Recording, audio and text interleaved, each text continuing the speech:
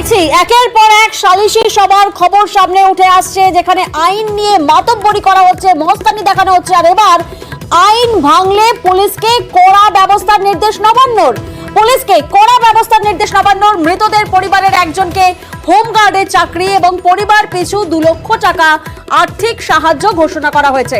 অর্থাৎ এবার আইন ভাঙলে পুলিশের তরফ থেকে কড়া ব্যবস্থা নেওয়া হবে নির্দেশ।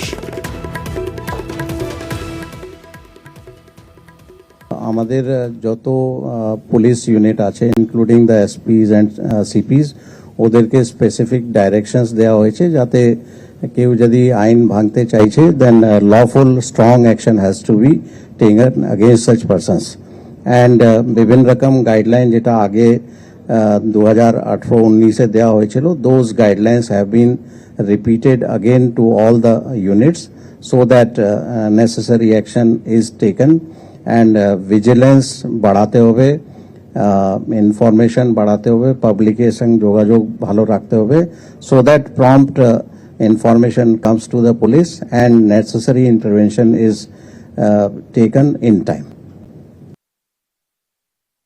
ক্ষতিগ্রস্ত পরিবারের জন্য কোনো ক্ষতিপূরণই যথেষ্ট নয়, তথাপি অর্থনৈতিক সহায়তার লক্ষ্যে ক্ষতিগ্রস্ত পরিবারগুলিতে নেক্সট অফ কিন, যারা ভিকটিম হয়েছেন তাদের নেক্সট অফ কিনকে একটি করে স্পেশাল হোমগার্ডের চাকরি দেওয়ার কথা ভাবা হয়েছে, দেওয়া হবে।